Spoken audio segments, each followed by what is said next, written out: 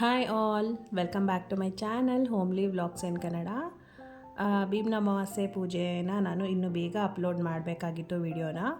But ಆಗಲಿಲ್ಲ ಕಾರಣಾಂತರದಿಂದ. ಮತ್ತು ಹಬ್ಬ ಕೂಡ ವರಮಹಾಲಕ್ಷ್ಮಿ ಹಬ್ಬ ಕೂಡ ಇರೋದ್ರಿಂದ ಸ್ವಲ್ಪ ಕೆಲಸ ಇತ್ತು, ಬ್ಯುಸಿ ಇರೋದ್ರಿಂದ ಶಾರ್ಟ್ಸ್ನ ಡೈಲಿ ಹಾಕ್ತಾಯಿದ್ದೀನಿ. ನಾನು ಶಾರ್ಟ್ಸ್ನ ಕೂಡ ನೋಡಿ ಲೈಕ್ ಮಾಡಿ, ಶೇರ್ ಮಾಡಿ.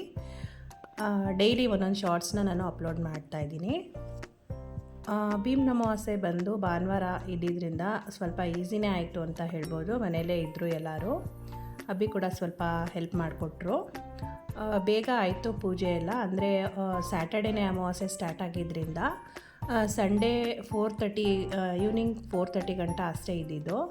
ಅದಕ್ಕೆ ಪೂಜೆನ ಬೆಳಗ್ಗೆ ಮುಗಿಸ್ಕೊಳ್ಳೋದು ಒಳ್ಳೆಯದು ಅಂತ ಹೇಳಿ ನಾನು ಯಾವಾಗಲೂ ಅಷ್ಟೇ ಯಾವುದೇ ಪೂಜೆ ಹಬ್ಬಗಳಾಗಲಿ ಬೆಳಗ್ಗೆ ಪೂಜೆ ಮುಗಿಸ್ಕೊಳ್ಳೋದಕ್ಕೆ ಟ್ರೈ ಮಾಡ್ತೀನಿ. ಈಗಲೂ ಅಷ್ಟೇ ಬೇಗ ಪೂಜೆ ಎಲ್ಲ ಮುಗಿಸ್ಕೊಂಡು ನಾವು ಸಂಡೇ ಕೂಡ ಆಗಿದ್ದರಿಂದ ಆಗಲೇ ಹೇಳಿದಾಗೆ ರಜೆ ಕೂಡ ಇತ್ತು ಹಸ್ಬೆಂಡ್ಗೆ. ಎಲ್ಲರೂ ಟೆಂಪಲ್ಗೂ ಕೂಡ ಹೋಗಿ ಬಂದ್ವಿ. ಮತ್ತು ಸ್ವೀಟ್ಸ್ ಮನೇಲಿ ಏನೋ ಮಾಡಿರಲಿಲ್ಲ, ಹೊರಗಡೆಯಿಂದನೇ ತೊಗೊಂಬಂದಿದ್ವಿ. ಎಲ್ಲ ಪೂಜೆ ಎಲ್ಲ ಚೆನ್ನಾಗಾಯಿತು ಮನೆಯಲ್ಲಿ. ಟೆಂಪಲ್ಗೂ ಕೂಡ ಹೋಗಿ ಬಂದ್ವಿ. ಮತ್ತು ಒಂದು ರೆಸಿಪಿ ಕೂಡ ಶೇರ್ ಮಾಡ್ತಾಯಿದ್ದೀನಿ. ಜಾಸ್ತಿ ಏನೂ ಅಡುಗೆ ಮಾಡಲಿಲ್ಲ ನಾನು ಅವತ್ತು. ಸ್ವೀಟ್ಸ್ ಏನೂ ಮಾಡಿಲ್ಲ. ಹೆಸರು ಕಾಳನ್ನು ಮೊಳಕೆ ಬರೆಸಿ ಇಟ್ಕೊಂಡಿದ್ದೆ ನಾನು. ಅದನ್ನು ಸಲಾಡ್ ಮಾಡಿದ್ರೂ ಕೂಡ ತುಂಬ ಚೆನ್ನಾಗಿರುತ್ತೆ. ನನ್ನ ಮಗನಿಗೆ, ಚಿಕ್ಕವನಿಗೆ ಅವರು ವೀಕ್ಲಿ ಒನ್ಸ್ ಅಥವಾ ಟ್ವೈಸ್ ಸ್ಪ್ರೌಟ್ಸು ಕೂಡ ಕೊಟ್ಟು ಕಳಿಸಿ ಅಂತ ಹೇಳ್ತಾರೆ. ಅದಕ್ಕೆ ಮಾಡೋಣ ಅಂತ ನಾನು ಯಾವತ್ತೂ ಮೊಳಕೆ ಕಟ್ಟಿ ಮಾಡಿರ್ತೀನಿ ಸಲಾಡ್ನ. ಬಟ್ ಅವನಿಗೆ ಇಷ್ಟಪಟ್ಕೊಂಡು ತಿಂತಾ ಇರಲಿಲ್ಲ ಅದನ್ನು. ಅದಕ್ಕೆ ಸರಿ ಜಾಸ್ತಿನೇ ಮೊಳಕೆ ಕಟ್ಟಿದ್ನಲ್ಲ, ಅದನ್ನೇ ಸಾಂಬಾರು ಮಾಡೋಣ ಅಂತ ಹೇಳಿ ಮಾಡ್ತಾಯಿದ್ದೀನಿ. ಇದು ಹೆಸರು ಕಾಳು ಸ್ಪ್ರೌಟ್ಸ್ ಬರ್ಸಿರೋಂಥ ಕಾಳು ತುಂಬ ಒಳ್ಳೆಯದು ಅಂತ ಹೇಳ್ಬೋದು. ಇದರಲ್ಲಿ ತುಂಬ ಹೆಲ್ತ್ ಬೆನಿಫಿಟ್ಸ್ ಇದೆ.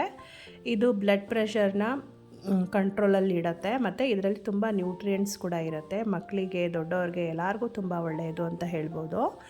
ಇದ್ರದ್ದು ಕೋಸಂಬರಿ ಅಥವಾ ಸಲಾಡ್ ಮಾಡ್ಕೊಂಡು ತಿಂದರೂ ಕೂಡ ಡಯಟ್ ಮಾಡೋರಿಗೆ ತುಂಬ ಯೂಸ್ಫುಲ್ ಇದೆ ಅಂತ ಹೇಳೋಕ್ಕೆ ಇಷ್ಟಪಡ್ತೀನಿ.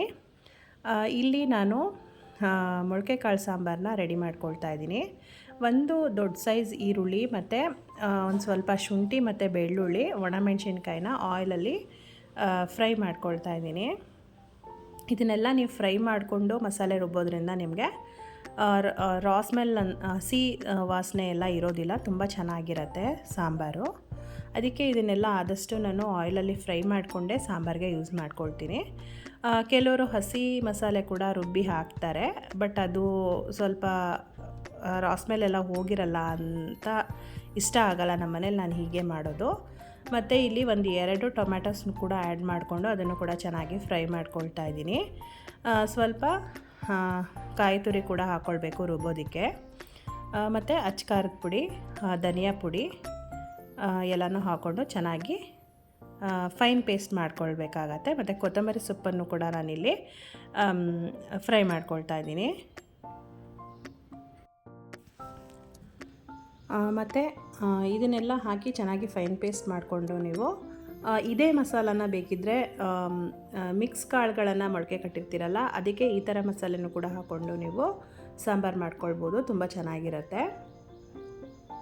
ಇದಕ್ಕೆ ಒಂದು 2 ಟೇಬಲ್ ಸ್ಪೂನ್ ಆಗುವಷ್ಟು ಧನಿಯಾ ಪೌಡರು ಮತ್ತು 1 ರಿಂದ 1.5 ಟೇಬಲ್ ಸ್ಪೂನಷ್ಟು ನಾನಿಲ್ಲಿ ಅಚ್ಕಾರದ ಪುಡಿನ ಸೇರಿಸ್ಕೊಂಡು ಫೈನ್ ಪೇಸ್ಟಾಗಿ ರುಬ್ಕೊಳ್ತೀನಿ. ಮತ್ತು ಮನೇಲೇ ಮಾಡಿರುವಂತಹ ಧನಿಯಾ ಪೌಡರ್ನ ಹಾಕ್ಕೊಳ್ತಾ ಇದ್ದೀನಿ. ಈ ಧನಿಯಾ ಪೌಡ್ರ್ ಮಾಡಿಸೋವಾಗಲೇ ನಾವು ಇಲ್ಲಿ ಲವಂಗ, ಚಕ್ಕೆ ಮತ್ತು ಅರಿಶಿಣದ ಕೊಂಬು ಎಲ್ಲನೂ ಆ್ಯಡ್ ಮಾಡಿರ್ತೀವಿ. ಅದಕ್ಕೆ ಸಾಂಬಾರಿಗೆ ಒಂದು ಸ್ವಲ್ಪನೇ ರುಬ್ಬೋದಕ್ಕೆ ಅಥವಾ ನಾವು ಫ್ರೈ ಮಾಡೋದಕ್ಕೆ ಒಂದು 2 ಲವಂಗ, ಒಂದು ಚಿಕ್ಕ ಪೀಸ್, ಒಂದು ಚಕ್ಕೆ ಆ ಥರ ನಾನು ಆ್ಯಡ್ ಮಾಡ್ಕೊಳ್ತೀನಿ. ಯಾಕಂದರೆ ಧನಿಯಾ ಪೌಡರಲ್ಲೇ ಎಲ್ಲ ಇರುತ್ತೆ, ಅದಕ್ಕೋಸ್ಕರ ಎಲ್ಲ ಫೈನ್ ಪೇಸ್ಟ್ ಮಾಡಿ ಇಟ್ಕೊಬೇಕಾಗತ್ತೆ. ಈಗ ಸ್ವಲ್ಪ ಆಯಿಲ್ ಹಾಕ್ಕೊಳ್ತಾ ಇದ್ದೀನಿ. ಒಂದು ಅರ್ಧ ಈರುಳ್ಳಿನ ಹಾಕಿ ಚೆನ್ನಾಗಿ ಫ್ರೈ ಮಾಡ್ಕೊಳ್ಬೇಕಾಗತ್ತೆ. ಇದಕ್ಕೆ ಏನು ವೆಜಿಟೇಬಲ್ಸ್ ಏನೋ ಆ್ಯಡ್ ಮಾಡೋದು ಬೇಡ. ಆಲೂಗಡ್ಡೆ, ಬದನೆಕಾಯಿ ಇದ್ದರೆ ಸಾಕಾಗತ್ತೆ. ಇದನ್ನು ಅಷ್ಟೇ ನೀವು ಪಾತ್ರೆಯಲ್ಲೇ ಬೇಯಿಸ್ಕೊಳ್ಬೋದು. ಇಲ್ಲ ಅಂದರೆ ಕುಕ್ಕರ್ ಲಿಡ್ನ ಕ್ಲೋಸ್ ಮಾಡಿ 2 ವಿಷಿಲ್ ಬರೆಸ್ಕೊಂಡ್ರು ಸಾಕಾಗತ್ತೆ. 2 ರಿಂದ 1 ವಿಷಿಲ್ ಆದರೆ ಸಾಕಾಗುತ್ತೆ. ಯಾಕಂದರೆ ಹೆಸರು ಕಾಳು ಬೇಗ ಬೆಂದೋಗುತ್ತೆ. ಬಟ್ ಇದ್ರದ್ದು ಟೇಸ್ಟ್ ಬರೀ ಹೆಸರು ಕಾಳು ಮೊಳಕೆ ಕಟ್ಟಿ ಸಾಂಬಾರು ಮಾಡೋದ್ರಿಂದ ಇದ್ರದ್ದು ಟೇಸ್ಟೇ ಒಂಥರ ಡಿಫ್ರೆಂಟಾಗಿರುತ್ತೆ, ತುಂಬ ಚೆನ್ನಾಗಿರುತ್ತೆ. ಚಪಾತಿ ಪೂರಿಗೆಲ್ಲದಕ್ಕೂ ತುಂಬ ಚೆನ್ನಾಗಿರುತ್ತೆ. ಇದು ಅಷ್ಟೇ ಸಾಂಬಾರು ನೆಕ್ಸ್ಟ್ ಡೇಗೆ ಇನ್ನೂ ತುಂಬ ಚೆನ್ನಾಗಿರುತ್ತೆ. ಹೆಸರು ಕಾಳು ಎಲ್ಲ ಹಾಕ್ಕೊಂಡು ಚೆನ್ನಾಗಿ ಫ್ರೈ ಮಾಡಿ ಇಲ್ಲಿ ಆಲೂಗಡ್ಡೆ ಬದನೆಕಾಯಿ ಅಂದರೆ 2 ಆಲೂಗಡ್ಡೆ ತೊಗೊಂಡಿದ್ದೀನಿ, 2 ಬದನೆಕಾಯನ್ನು ತೊಗೊಂಡಿದ್ದೀನಿ.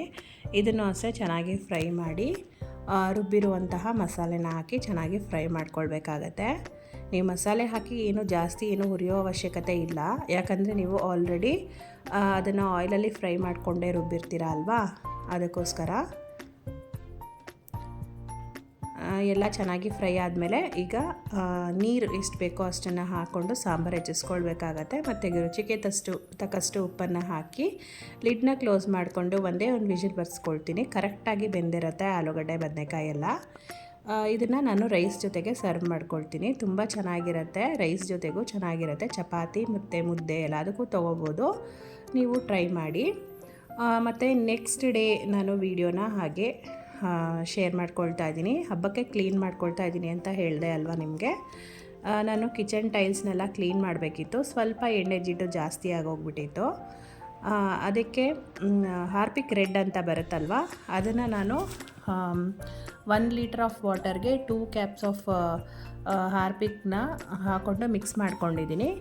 ಮಿಕ್ಸ್ ಮಾಡಿ ಅದನ್ನು ಚೆನ್ನಾಗಿ ನೀವು ಟೈಲ್ಸ್ಗೆಲ್ಲ ಸ್ಪ್ರೇ ಮಾಡಿ ಒಂದು 5 ಮಿನಿಟ್ಸ್ ಬಿಟ್ಬಿಟ್ಟು ಅದನ್ನು ಸ್ಕ್ರಬ್ಬರಲ್ಲಿ ಚೆನ್ನಾಗಿ ಸ್ಕ್ರಬ್ ಮಾಡಿಕೊಂಡ್ರೆ ನೀಟಾಗಿ ಜಿಡ್ಡಾಗಿರುತ್ತಲ್ವ ಅದೆಲ್ಲ ಬಂದ್ಬಿಡತ್ತೆ. ಅದಾದಮೇಲೆ ನೀವು ಒಂದು ಕ್ಲೀನಾಗಿರೋ ಕ್ಲಾತನ್ನು ವೆಟ್ ಮಾಡಿಕೊಂಡು, ಅಂದರೆ ಬಟ್ಟೆನ ತೇವ ಮಾಡಿಕೊಂಡು ಅದನ್ನು ಚೆನ್ನಾಗಿ ಟೈಲ್ಸ್ನೆಲ್ಲ ಒರೆಸ್ಕೊಂಡ್ಬಿಟ್ರೆ ನಿಮಗೆ ಈ ಥರ ಶೈನಿಂಗಾಗಿ ತುಂಬ ಕ್ಲೀನ್ ಆಗುತ್ತೆ ಅಂತ ಹೇಳ್ತೀನಿ. ಯಾಕಂದರೆ ನಾನು ಹಾಗೆ ಕ್ಲೀನ್ ಮಾಡಿದ್ದು ತುಂಬ ನೀಟಾಗಿ ಆಗಿದೆ. ಮತ್ತು ಸ್ಟವ್ ಕೆಳಗಡೆ ಎಲ್ಲ ಜಿಡ್ಡಾಗಿರುತ್ತಲ್ಲ, ಅದನ್ನು ಕೂಡ ಅಷ್ಟೇ ಈ ಲಿಕ್ವಿಡಿಂದನೇ ನಾನು ಕ್ಲೀನ್ ಮಾಡಿಕೊಂಡೆ, ಎಲ್ಲ ತುಂಬ ನೀಟಾಯಿತು. ಮತ್ತು ಕಿಚನ್ ಕ್ಲೀನಿಂಗ್ ಅಂದರೆ ಎಲ್ಲ A to Z ಮಾಡಿದ್ದೀನಿ ನಾನು. ಮೇಲ್ಗಡೆ ಇರೋ ಪಾತ್ರೆಗಳೆಲ್ಲ ವಾಶ್ ಮಾಡಿದ್ದೀನಿ, ಲಾಸ್ಟ್ ಟೈಮ್ ತೋರಿಸಿದ್ದೆ ನಿಮಗೆ. ಮತ್ತು ಈ ಕಾಳುಗಳು ಗ್ರಾಸರಿ ಡಬ್ಬಗಳನ್ನೆಲ್ಲ ವಾಶ್ ಮಾಡಬೇಕಿತ್ತು, ಅದನ್ನೆಲ್ಲ ವಾಶ್ ಮಾಡಿ ಹಾಗೆ ಹಾರಕ್ಕಿಟ್ಟಿದ್ದೀನಿ. ಅದೆಲ್ಲ ಆರಿದ್ಮೇಲೆ ಅದಕ್ಕೆ ನಾನು ಗ್ರಾಸರೀಸ್ನೆಲ್ಲನೂ ಫಿಲ್ ಮಾಡಿ ಎತ್ತಿಟ್ಕೊಳ್ತೀನಿ. ಎಲ್ಲ A to Z ಕ್ಲೀನಿಂಗ್ ಆಯಿತು. ನಂದು ಕ್ಲೀನಿಂಗ್ ಕೆಲಸ ಎಲ್ಲ ಆಲ್ಮೋಸ್ಟ್ ಮುಗೀತು. ವಿಡಿಯೋ ಇಷ್ಟ ಆದರೆ ಲೈಕ್ ಮಾಡಿ.